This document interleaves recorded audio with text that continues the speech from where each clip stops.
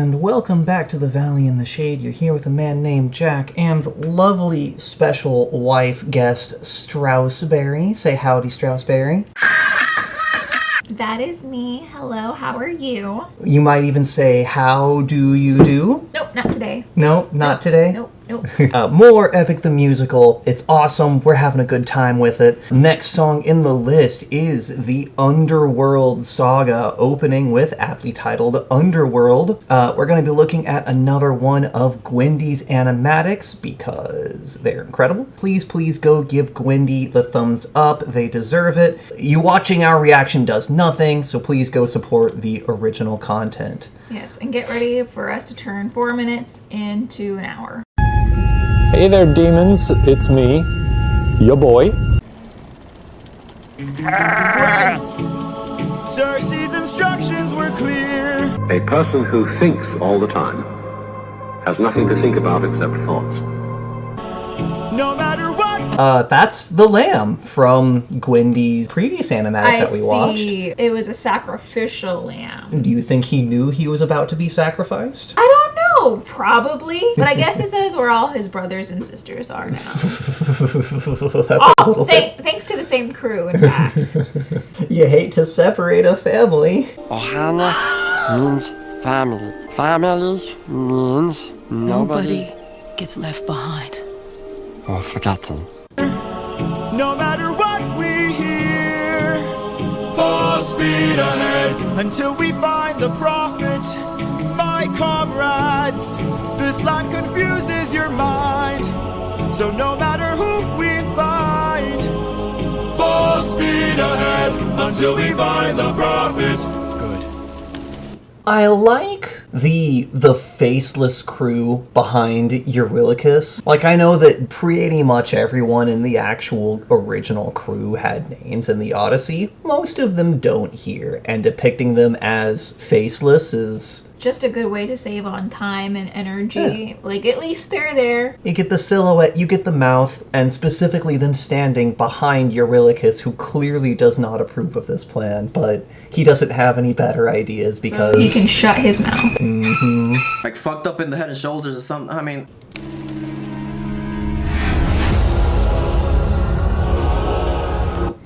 it's hideous.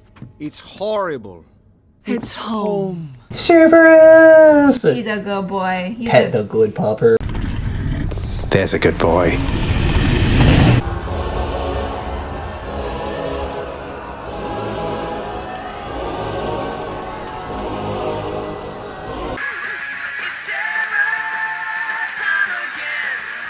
All I hear are screams. Every time I dare to close my eyes, I no longer dream. Only nightmares of those who've died. Nothing's what it seems. Nothing's what it seems. And here in the underworld, the past seems close behind. This land confuses your mind. Strawberry, you know a decent bit about the Greek underworld. Do you want to open with just an establishment of how that is shaped? Because they don't talk about it much in the musical. I mean, I don't know all of the names of the underworld. I know there's the underworld proper. I know that there's, the ferry to all of these different places. There is, basically a heaven, hell, and then wherever there's some sort of like middle ground purgatory, right, kind of for soldiers or people who weren't the best but weren't the worst. As I understand it, there's basically 4 places you can end up after you die. If you do not have a toll to pay the ferryman, then your soul is wandering lost forever, and you never actually get to the underworld. What the hell we gonna do now? Then there is Tartarus, fire, brimstone, suffering, anguish, punishment for people who did wrong. Very much similar to a Christian depiction of hell and the underworld. I do not want to get stuck in Russia. Then there is a middle layer. I don't remember what it's called. I always forget. Like, it's the one that everyone doesn't care about. We'll just call it Purgatory for the sake of the video, but there is also the Elysian Fields, yes. Right, and the Elysian Fields are something of a paradise for the noble souls who did right.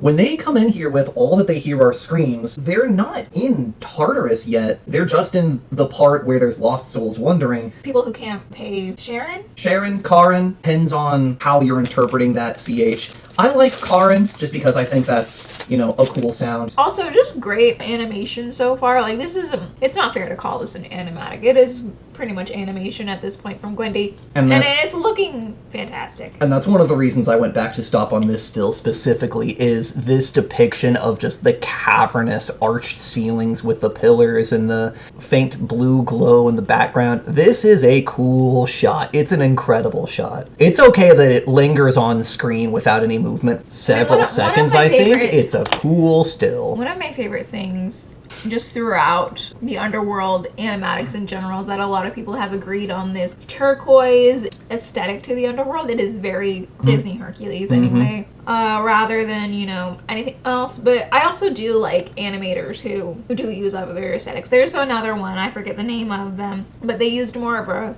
of a red hue and whatnot. I do like it when there's a uniform look to them. The animators are getting together and agree, but I also like it when animators do their own thing. Like, I couldn't decide or tell you which one to use for a proper movie or stage show or anything like that. And I was actually gonna say, in the opposite direction, we don't get any tactile description of the Underworld. We just get them describing the atmosphere and the vibes. It's really cool to see how different animators depict that. Like I've always said, that's one of the cool things about having a bunch of, you know, fan creators making content for this project, is that each person gets to put their own interpretation out there, and you get to see a whole bunch of different ideas for what that might look like. And I think that's very cool. As one last thing to say, because we've lingered here for a bit, as I've brought up before, this is a still, he's a still, this is a background and a foreground. This is technically 4 different stills, but because you're panning them at different rates,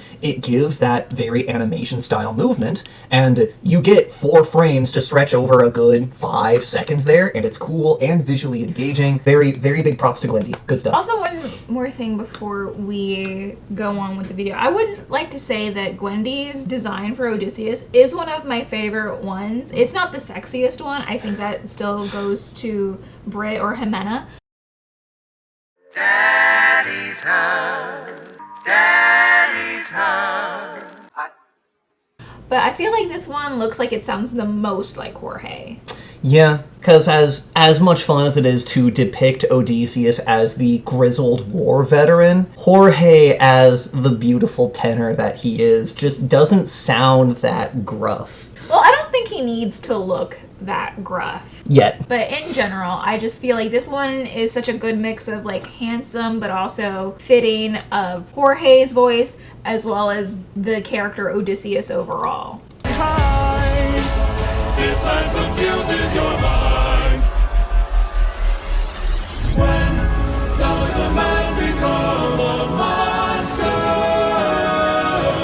558 men who died under your command.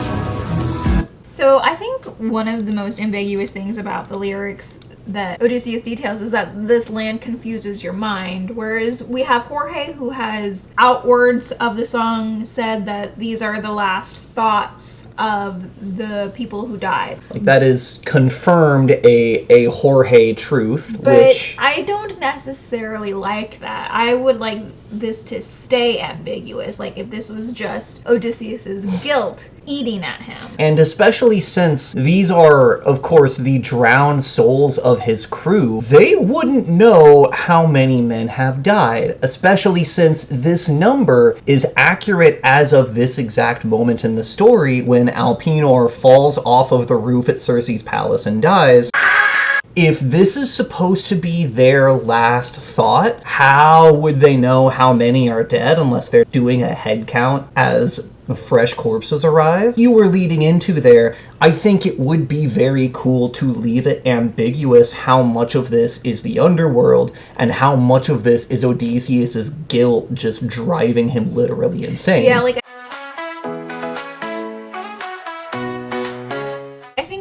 cool thing you could do for an animated movie. And this isn't me necessarily trying to dog on Gwendy here. Like, Gwendy's doing the best that she can. But things that you could do when you have, like, a really big budget to pay animators to put in a fuckload of effort. Well, not necessarily even just a budget, but it's just like, I think right now on screen we have this really cool idea. It's just like, they're kind of just nonsensical faces. Whereas, like, I feel for an animated movie, it's just like they go from nonsensical to being more detailed as Odysseus is losing his mind to this illusion. One of the other cool things that you could do as they're sailing, you could have these ghostly spirits just kind of floating in and screaming around him and kind of fade out the scenery around Odysseus and leave him just like standing on a patch of a couple of planks in a void surrounded by the screaming souls of the damned. Oh, I don't like that. And then have it snap back to him on the ship, like when Eurylochus grabs his shoulder, and leave it kind of in the lurch. Therefore, was that real, or is that Odysseus just being tormented by his own memories? No, I disagree with that. No? You don't think that'd be cool? No, I'm gonna edit that out. Who died under your command? Captain. Oh, that's a really good drawing of Polyphemus there. I like that it's in red. I also like I like the Nympheers as well. It's very reminiscent of Poseidon. I was going to say Or that seen exact it, thing. yeah. The fish-like merfolk fin ears lending to his aquatic ancestry. That's a cool, nice touch. This is a good Cyclops design. It's not quite as over the top as our favorite Merxies. as the Merxie helmet crab one, but it is more detailed than just big guy with only one eye. Which, again, this is a decent amount of work put into a design that's only on screen for like a half second. So props to you for putting in the effort for the subtle things. Captain, why would you let the Cyclops live when ruthlessness is mercy? All I hear are screams.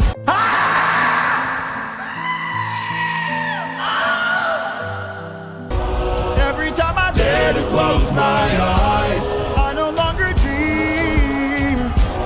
Only nightmares of those who die. So one of the things that I hate the most about a lot of the animatics for this song is that they tend to draw the ghosts as looking like sperm. Thank you, Gwendy, for not doing that, by the way. Like, I'm glad there's still that bluish tone. There's faces. They look like proper disturbing, haunting things. Or if not sperm, the more simplified spirit ball with a wiggly tail that you see showing up in a couple of places as a very simplified depiction of the soul. It looks like sperm.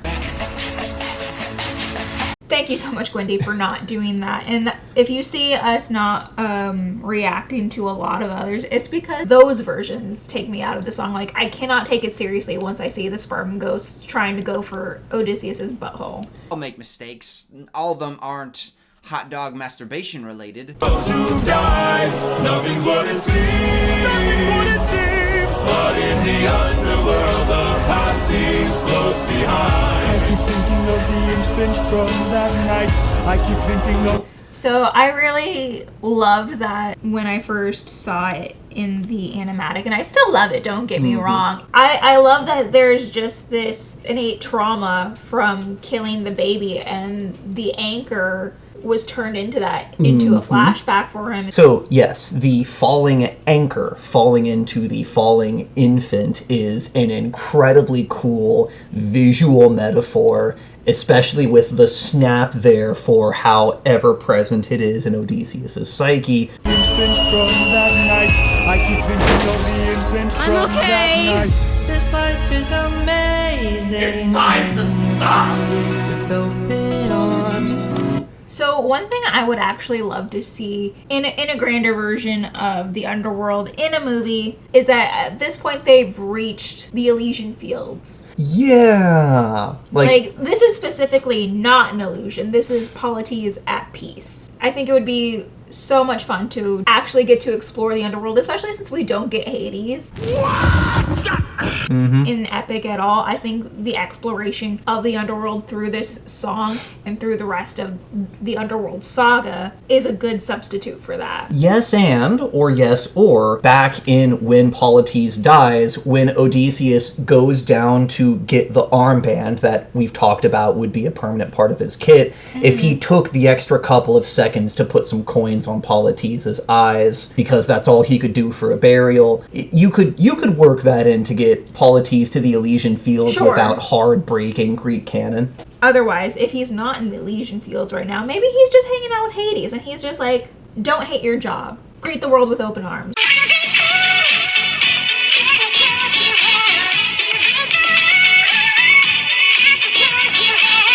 Hey, listen, buddy, I know your job's hard, and I know you work way harder than literally any of the other gods.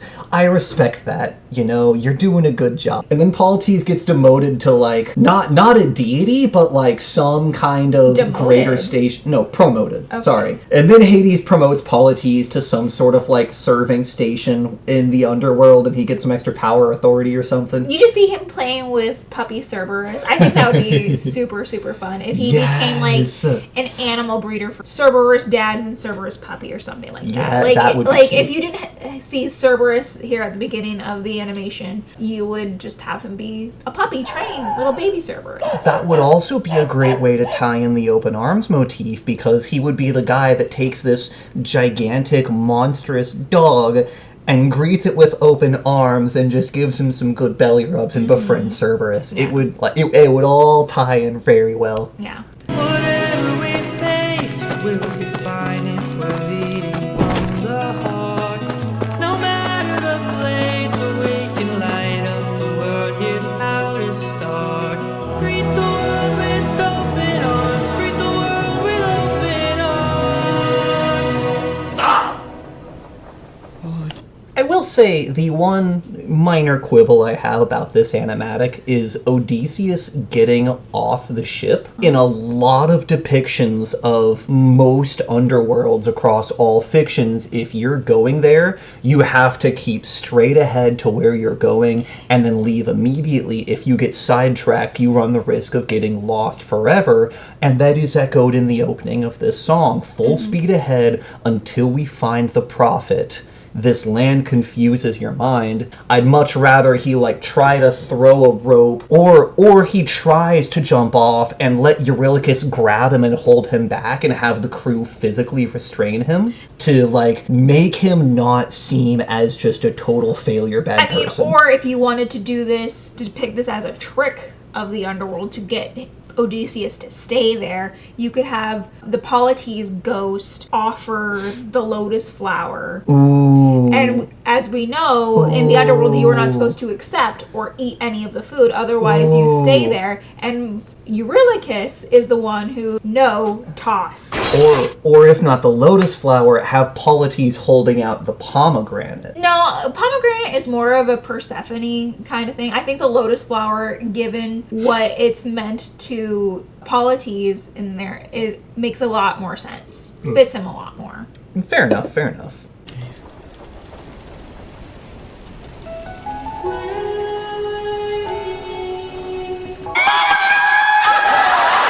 That voice. It can't be. Mom?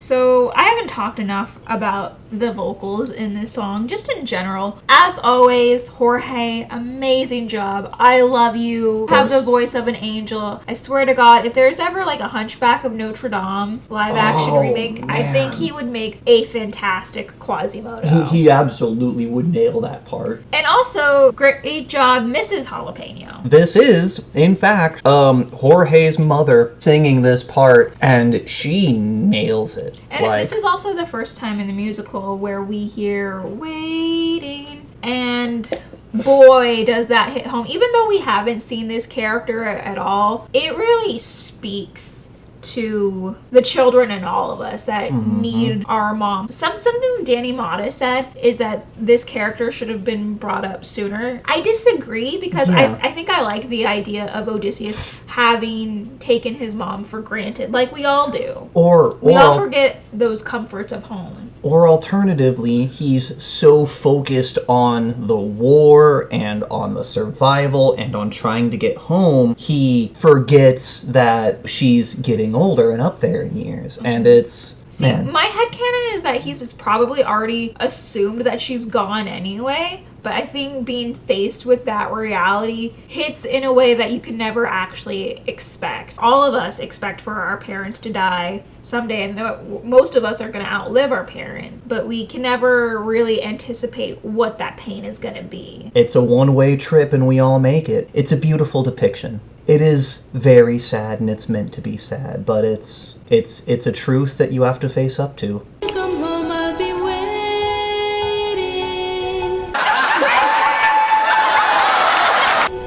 Even if you're the last thing I see, I'll be waiting. I'm right here, Mom.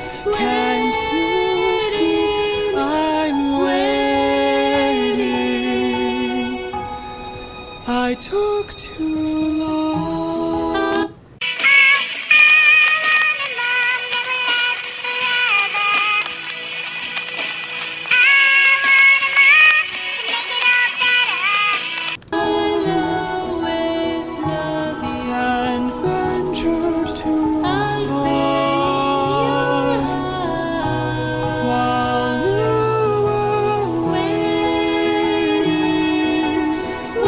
Gwendy, why would you do this? Gwendy, no! Emotional damage! Nothing needs to be said about this. It hurts.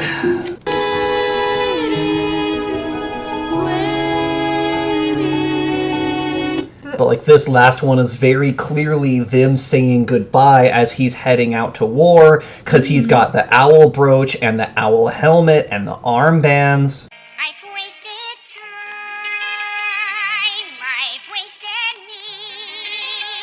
Also, the chromatic aberration here is, like, it hurts my eyes to look at it a little bit, but it's a good touch.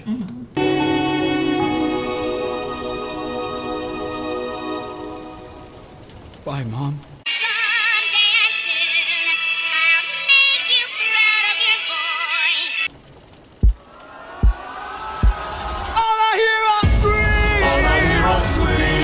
My leg! My cabbages! Every time I dare to close my eyes, I no longer dream. Only nightmares of those who died.